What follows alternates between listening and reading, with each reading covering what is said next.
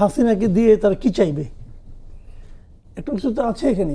দেখেন শেখ হাসিনার ওখানে অবস্থানটা কি, তার স্ট্যাটাসটা কি আমরা কিন্তু জানি না। কখনো শুনি অতিথি, যদি অতিথি হয় তাহলে ওনাকে কখনো প্রকাশ্যে দেখা যায় না কেন? ওনাকে তো কোথাও প্রকাশ্যে দেখা যায় না এখন পর্যন্ত দেখা যায়। আপনি গত 2 বছরে ওনার কোনো ছবি দেখতে পান নাই। কাজে অতিথিকে কোথায়, অতিথি তাহলে কেমনে? আরও তো অতিথি হতে গেছে, অনেক আছে। অতিথিকে ঘরে থাকতে হয় কেন? এটা কিন্তু একটা পয়েন্ট। তো উনি কি গ্রেফতার? কতগুলো জিনিস লক্ষ্য করেন যে যখন বন্দি বিনিময় হয়, বন্দি মানে কি? উনি কি ওখানে বন্দি? বন্দি হলেই তো বন্দি বিনিময় হবে, কিন্তু যারা বন্দি তাদেরকেও তো তারা ফেরত দিচ্ছে না। এই যে ওসমান হাদির যে কথিত হত্যাকারী অভিযুক্ত, যেটি হত্যা অভিযোগ যিনি অভিযুক্ত আছেন, উনি তো ওখানে বন্দি অবস্থায় আছেন।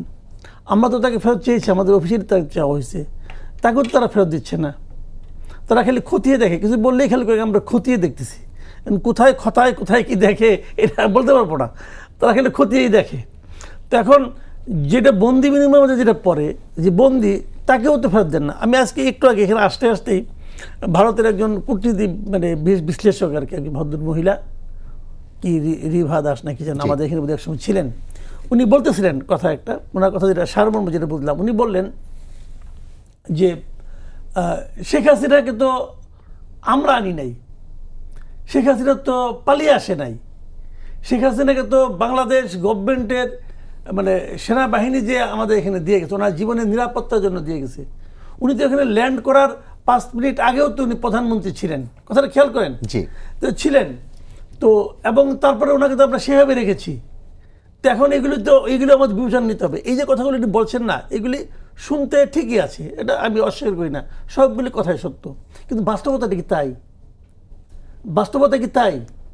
উনি প্রাইম মিনিস্টার ছিলেন, প্রাইম মিনিস্টার হিসেবে ওনার নিরাপত্তার জন্য গেছে, তাহলে ওনাকে নিরাপত্তা দিলে আবার এসে উনি প্রাইম মিনিস্টার হতে পারবেন? রিয়েলিটি কি?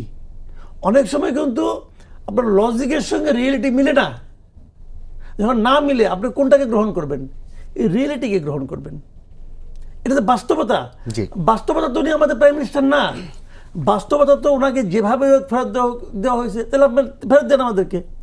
আপনি যদি মনে করেন আপনাদের রাখা ঠিক হয়, তাহলে ফেরত পাঠিয়ে দেন, তত পাঠাচ্ছেন না। আবার উনি নিজেই আসতে যাচ্ছেন। তো আমি তো মনে করি উনি যেন আসতে চান, এটা খুব ভালো। ভাগ্যিস তারেক রহমান যায় না ইন্ডিয়াতে, ওনার যা বোধহয় হচ্ছে না, যদ্দূর শুনলাম আর কি। যদি উনি যান, আমি তো অনুরোধ করবো ওনাকে নিয়ে আসেন। যাচ্ছিনি যখন, বলে যে ঠিক আছে চলেন আপনি নিয়ে যাই, প্রাইম মিনিস্টার হিসেবে আমার দায়িত্ব আপনাকে নিয়ে যাওয়া, নিয়ে যাওয়া আপনার বিচারে যা বলে, আইনে যা বলে তাই হবে।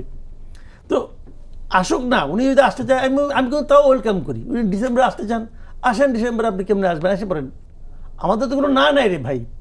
কারণ ওনাকে তো আমরা খুঁজতেছি, ওনাকে তো আমরা চাচ্ছি। যদি ইন্ডিয়া পাঠায় তাও খুশি, যদি উনি আসেন তাও খুশি, যদি কোনো আলোচনা যেমনি হোক আসুক।